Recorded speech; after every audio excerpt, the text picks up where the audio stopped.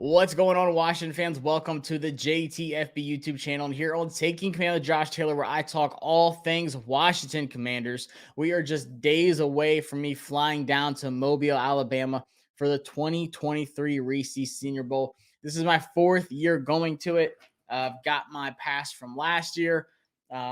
Just ready to go, ready to check out these draft prospects. I mean, I was so plugged in last year with guys like Cole Turner, Phil Mathis, Brian Robinson. Spoke a lot with Sam Howell, hung out with him probably more than any other player that I was really interested in Mobile. So just excited to be back at the Senior Bowl. And I've made a list of some prospects that I'm really watching for the Commanders before we get to the Senior Bowl. So you can kind of get to know these guys. And these are guys that I'm going to be glued to while I'm there. But of course, there's a ton of good players coming to the Senior Bowl this year. So drop in the comments some other prospects you were really looking forward to. Obviously, I can't cover all of them because there is a lot, but I picked 5 for the offense and 5 for the defense. Some of these are big-time name guys, and some of them are kind of under the radar guys that Washington tends to get in these late rounds, mid-rounds that turn into really good finds for us down the road. But like I said, drop the comments of any other prospect you really want me to look for. Interviews, videos, practice tapes, whatever.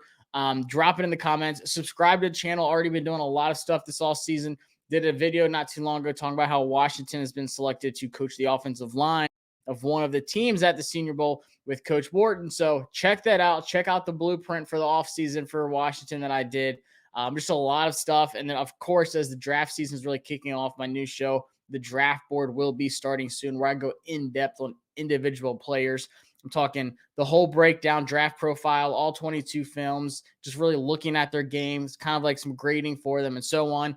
But a lot of stuff. Also, follow Twitter at Josh Taylor FB, because I've been dropping players that Washington has met with at the NFLPA Bowl, and the East-West Shrine Bowl is coming up this week as well, in addition to the Senior Bowl. So there's just a lot to catch up on. I've been DMing probably 250, almost 300 players on Twitter right now, getting some responses back of guys that have met with the Commanders. So follow me on Twitter to stay up to date on all of that. Like I said, when I'm at the Senior Bowl, I'm going to have like 5 cameras on me at all times, just really trying to capture everything going on at the Senior Bowl. So like I said, these aren't going to be crazy in-depth of these guys. But this is just like a good run through of 5 guys on offense and 5 guys on defense that I think we need to watch as Washington Commander fans heading into the NFL draft. And number 1, I'm starting it hot. This is probably right there with DeJuan Jones out of Ohio State. Darnell Wright might be my favorite right tackle in the entire draft. 6'6", 335 pound. Like I said, starting right tackle out of Tennessee, projected early second round. I think it would not surprise me at all if after the Senior Bowl, he is a late first round guy. You pop on the tapes against Alabama and how he really dominated my guy, Will Anderson. He did that all season long. Darnell Wright was one of the most dominant right tackles in all of college football last year. He has experience at left tackle as well. But like I said, a left tackle, right tackle in the SEC competition his whole career. Excellent strength and technique. Just everything he did impressed the heck out of me. I don't really see many bad areas of his game that really concern me. I just popped on the tape and I was like, man, I can't stop watching this guy. So Darnell Wright would be an excellent fit at right tackle, a long-term franchise, like foundational piece at right tackle for Washington. This next guy is also a mountain of a man. O'Cyrus Torrence out of Florida, 6'5", 347 pounds, starting right guard, also has experience at left guard, projected possibly late first, early second round. Like I said, just a giant of a man, dominates in the run game, stands up pass rushers from that interior that kind of use, these bull rushers, these power rushers, guys that just kind of, 0 tech, 1 tech, whatever. The guys that use their strength to get to the quarterback from that interior spot, guys like, Darnold. I mean, it's just, you have a lot of it.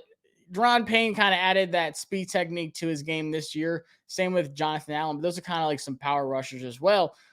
But he just stands those guys up. And in the run game, he just dominates blocks, gets guys out of position, opens up the hole for the run game for Florida. He did that throughout his entire career, but last year was one of his best seasons I've seen out of him in Florida.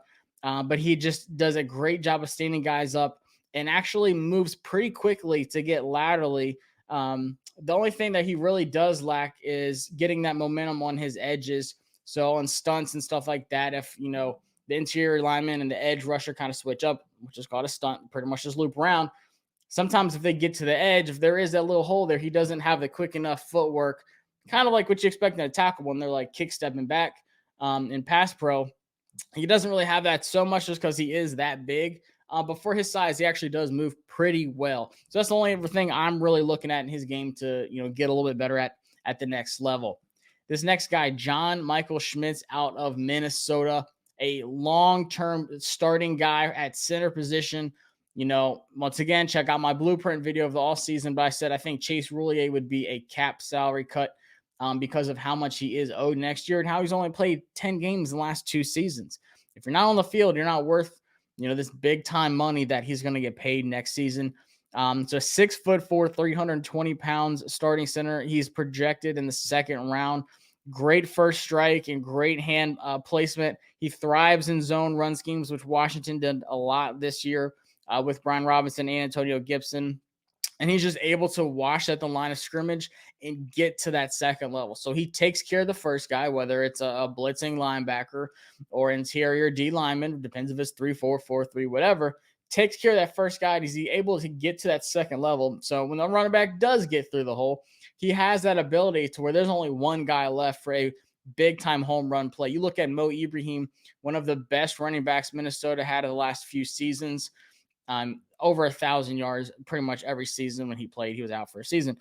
But the running game was just dominant behind that offensive line. It was led by John Michael Schmitz. He's able to watch the line, get to that second level. Big-time IQ guy because of his experience. He was really that leader on the offensive line. Needs to improve his pad level just a little bit. At 6'4", kind of, centers usually shorter, stockier offensive linemen, but still 6'4", 320 pounds. That's a perfect frame. That is your stereotypical, perfect Big Ten offensive lineman that you're looking for. I think he'd be a great piece that Washington would be drooling all over. And now looking at the tight ends, this has been a sore subject too. I've had Logan Thomas as another salary cap cut on my list for this offseason. So I have 2 tight ends for you. The first one is Luke Musgrave, 6'6", 250 pounds. Potential to be a tight end 1 at the next level. I think he's going to start out more of a tight end 2, but that's fine. He has the upside to get that tight end 1. So I hate to say it, but John Bates, who I like, and Cole Turner, who I like a lot too, they're more so tight end 3s that have potentials their ceiling's a tight end 2, or they're just comfortably at the tight end 2 spot. One of the guys, doesn't matter who. None of those guys really have that potential to be tight end 1 guys. And I know you're saying it's early, whatever, but it's true. He's projected to be about a 3rd rounder. He thrives in the play action, and just watching his game, the way that he plays his game and where he really excels fits what Washington does perfectly. So when you saw the plays with whether it was Bates, Cole Turner when he was healthy, or it was Logan Thomas, kind of like that inline tight end play action, gets that chip, delayed routes, gets out where he needs to be, whether it's slants, short, intermediate throws, or he can get up seam, get vertical. He does it all. But I think he would just add a huge piece to the passing offense that really lacked the last few seasons now for Washington at the tight end position. He can be in line, but he can also line up at the Y. He's a pretty good route runner, still working on that. Very reliable hands. Has legit speed at 6'6", 250. Very solid effort in the running game. He doesn't have the play strength I want yet, but that's going to get there. So he needs to take that, that leap to the next levels. This is NFL caliber talent that I'm going against. Get that play strength going to match your 6'6", 250 frame, and he's going to be a stud at tight end. Like I said, he has the receptions. He has great effort, great motor. He gives his all in every single play. Big time IQ. He knows where to sit in the zones. He knows how to, manipulate DBs and linebackers in his routes. But sometimes he can get, bodied in his routes to where he's off his line, off of his route. He can't really get back. But then same in the run game with these giant guys. Sometimes on the edge, he can get beat that way too. But still, play action ability, he's got it. The upside is there for Luke Musgrave, but he has a limited production, 13 starts. Didn't play much last season. I think he either just sat out because he was hurt and didn't really want to risk it. I can't remember why he didn't really play much of last year. But just pop on the tape, even though it is a limited amount, you see the potential. And I think he's a big time. If he's there in round 3, you have to pull the trigger, in my opinion. I've seen guys put him as tight end 2, tight end 3 on the draft boards, which I thought was kind of high because you do have some, Dalton Kincaid, Darnell Washington, Michael Mayer. Obviously, he's tight end 1 for me, but still, Luke Musgrave, great option at the tight end spot. And then I can't make a list and not put one of my Alabama guys on. So Cameron Latou, very underrated guy for Alabama. 6'5", 244, projected possible mid-late third round. Tight end, more of an inline guy, and he plays really well at a 2 tight end system, which Washington does that pretty often too, especially in the run game. I think we're going to see more of that. So say you do have John Bates out there as more of an inline blocker too. Cameron Latou is a great blocker, but he was such a threat in that short to intermediate game for Alabama. He was a true safety blanket for Bryce Young in the last 2 years, which you're like, Bryce Young, he doesn't need a safety blanket. Well, last year, before this season, he had a lot of really good wide receivers, but this past season, he really didn't. Cameron Latou was like the guy. He's like, all right, it's third down, 3rd and 5, 3rd and 6. Who am I going to? Cameron Latou was always there. Like I said, he's better short to intermediate. He's not much of like a deep, he doesn't have that long speed to where he can get, run these 9 routes or like these vertical seam routes, stuff like that. But still just a big time, reliable tight end that once again, Washington has been missing. I think he could be an upgrade of what John Bates is. And like, he's not a true tight end 1, but if you just run a 2 tight end set with either John Bates as 1 and Cameron Latou as the other, then cool. I think that can really work out for our offense, whether it's in the passing game and play action or if it's in the running game, which if Sam Howell is a quarterback next year, which I hope he is QB1, you're going to see a lot of play action and it's going to be really good. It's going to be successful. Just watch the Cowboys game. So that was my offense. 5 guys, 3 on the offensive line, 1 at tackle, 1 at guard, 1 at center who can also play guard, and then 2 tight ends. I didn't do any running backs, wide receivers, quarterbacks, because I don't think that's something that we are really taking that close of a look. We might get someone in a late round to replace a guy that leaves a free agency or so on. But for me, it's more of 1st, 2nd, 3rd, 4th round. What are we looking for? And with the defense, some of these guys could be some higher round draft picks. But a lot of these guys are that 3rd round, 4th round kind of grade where Washington drafts guys like a Derek Forrest, a Ben St. Juste, a Cam Curl, and they just turn into absolute studs on defense. So first one is one of my favorite linebackers that I watched this year. And it's Dorian Williams, linebacker out of Tulane, 6'1", 220 pounds. I have him projected around middle 4th round, but he's got a ton of experience and production, and he is just a natural leader. If you watch Tulane games, I know a lot of y'all probably watched that USC game. He had a great game. But if you watch the whole season, there's just one guy who always stands out, just a very vocal leader on defense, and it was him. Williams was all over the place. I love what he does. He's just a guy who gets everyone in position, just a lot of high IQ because he's seen it all, but a great frame, great size. That's what you want in your linebacker, great movement. The only thing he really struggles with is getting out of blocks, especially in the run game when a center or a guard or someone pulls and, he's responsible for getting in the gap. Sometimes he can get caught up. A lot of linebackers struggle with that. I don't really expect too many 6'1", 220 linebackers to be able to just manhandle a 320-pound guard. But playing strength, if that goes up a little bit, that's one thing he's really kind of lacking. And people are going to say, oh, he played at Tulane. Look who they played against. But no, Tulane had a great season, one of the most dominant teams, from, outside of like the Power 5, like ACC, SEC. Tulane was like one of the best, and they showed it against USC. This next guy is a guy I've come on to late. And he's honestly one of the most intriguing prospects in the entire draft because he's newer to the position. You don't really know what to expect at the next level, but you see the guy's tape and you see him on the field and you're like, holy smokes, this guy is so much fun to watch. And that's Dion Henley, linebacker out of Washington State, 6'2", 230 pounds. I have him as a middle 4th, maybe early 5th at the latest kind of guy.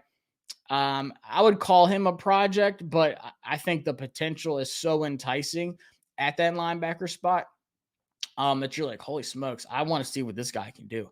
And I don't think he's limited to just a linebacker spot too. I think you can put him as that, big money backer and big dime, big nickel sets, mostly big nickel. I mean, big dime sets where you have like that big safety that usually comes down, like a Cam Curl, does it a lot last year. But he's just he looks like he was built in the lab. 6'2", 230 pounds.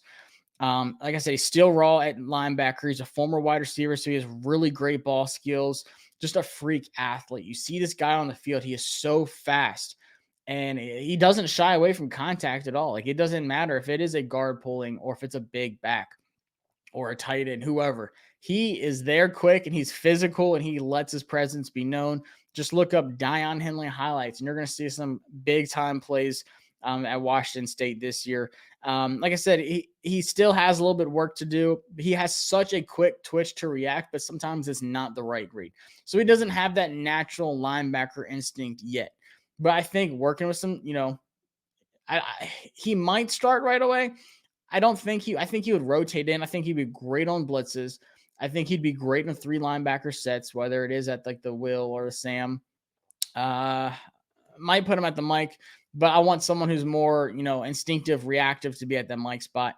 But still, I think if you work with this guy, the athletic ability is just off the charts. He's going to test phenomenally at the Senior Bowl and then at the Combine. So super excited to see what Dion can do, but he's so intriguing. Next one is a guy that was at the NFLPA playing today. It's Saturday. And then he's also got invited to the Senior Bowl recently. He's a very late addition. Keydron Smith, 6'2", 203 corner out of Kentucky. This is a guy that has already met with the Washington Commanders at the NFLPA Bowl in Pasadena. And he's going to be able to speak with them once again at the Senior Bowl. So he's going to get 2 impressions. He got invited to the Combine, I'm like 95% sure already too. So he's probably going to have another over there. He might get some invites to come to the facility, get some, formal meetings with them. But Washington's been, I tweeted this the other day, Washington's been big on meeting with corners so far. There's like 4 or 5 on the list already from just the NFLPA. And like I said, the East-West Shrine Bowl is kicking off too. So I'm talking to those players. But Keydron Smith, he played corner and safety at Kentucky. He's more of a day 3 pick guy that could really increase his stock at the Senior Bowl going against this really good competition at wide receiver. Great ball skills. There's like 2 or 3 plays I really remember this season, but one of the biggest ones was Kentucky versus Florida. Anthony Richardson threw it. I don't know if it was miscommunication or what, but he jumped the route and ran it back for a pick 6. I think it was at Florida. It was a tied game at the time. That pick 6 was late in the third, just took the top off that place.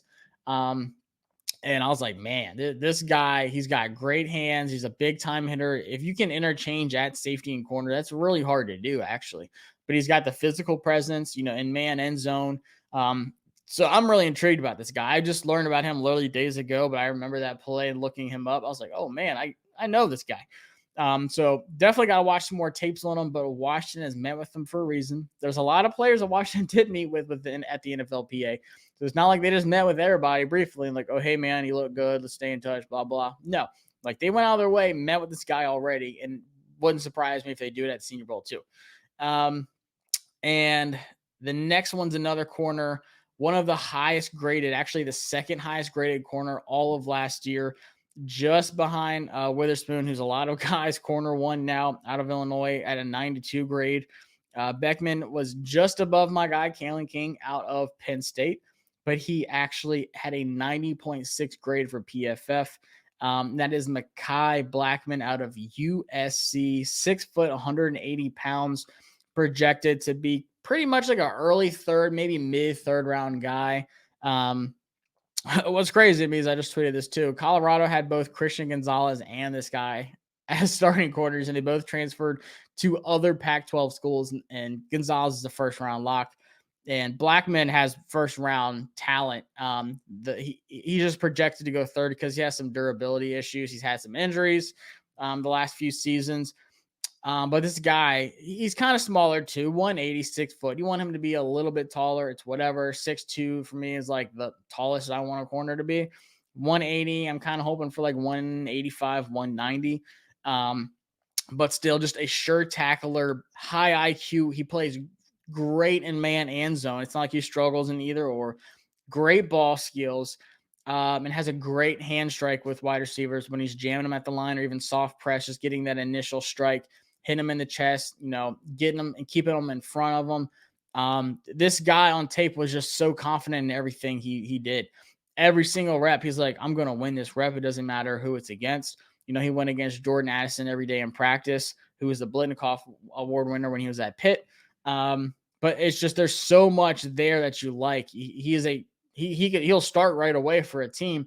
Once again, it's just the issue is he going to get a little bit bigger, fill up that frame a little bit, and are those durable issues still going to be there? That's the only thing really holding him back is those question marks. But you pop on the tape and you're like, this guy is a first round talent if this isn't one of the deepest corner drafts ever. And if he didn't have those injury concerns from not last season, but the year before that and the year before that. So last year was good, but let's see if he can keep it going. And my last guy, this is an if. Big if. Obviously, I hope this doesn't happen, but it wouldn't surprise me because we are Washington.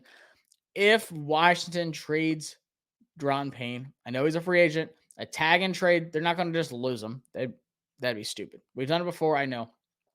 But still, if they tag and traded Daron Payne, yes, they have Phil Mathis coming back. Yes, Ridgeway's been great. But once again, if one man goes down, you're pretty much stuck there. You need to kind of replace Payne with somebody. And that guy for me is Zach Pickens, 6'4", 305 interior defensive lineman out of South Carolina. Projected third rounder, plays from the 0 tech through the 3 tech. So he's very versatile. He's strong enough to play the 0 tech, line up right over the center, take him head on, whether it's a 3-4 defense or a 4-3, and he can go all the way out to the 3 tech and win with his speed. So he's versatile. You can put him anywhere on that line, and he's going to win. Great combo of speed, power, and athleticism that destroys blocks. He needs to improve more on a second move. So he wins that first move a lot, but when he doesn't really have much of a second move to kind of counteract that. Then also the other knock on him is that he kind of struggles against double teams. So when he does get, in that run game, when there's 2 guys on him, he can't really wash the line like he needs to. But once again, a lot of guys can't beat double teams. So I'm not really putting that too much against him. The potential is there for this guy to be a big time freak athlete at the next level. I can't wait to see him on one-on-one drills against some of these offensive linemen like Darnell Wright. O'Cyrus Torrence versus Zach Pickens is going to be like a pay-per-view at the Senior Bowl. Those guys one-on-one in the trenches. Everyone's there watching it, and they're just going at it. Zach Pickens, for me, is a big-time upside guy. You just watch him on tape. He's violent. He's strong, but he's smart in what he does, and he doesn't lose one-on-one battles often. I think his draft stock could raise high. I think, kind of like we saw with Travis Jones out of UConn, was projected like a 3rd, 4th round guy, went all the way up in the 2nd after the Senior Bowl. I think Zach Pickens could be that guy. 10 guys to keep an eye on. Like I said, there's a ton more that are going to be there. Some have already dropped out, some big-time guys that don't want to, hurt their draft stock or they're injured or whatever. So it does suck that some of these big-time guys like Devin Witherspoon, Dalton Kincaid aren't going to be there, but still a loaded roster. Looking forward to it. Subscribe to the channel. I'm going to have all the content for y'all while I'm down there all week. I get there Tuesday, come back Sunday. So just a week long of content at Mobile. Might do some vlogs and stuff fun, the food, the culture. There's like Mardi Gras and stuff down there too. So just stay tuned.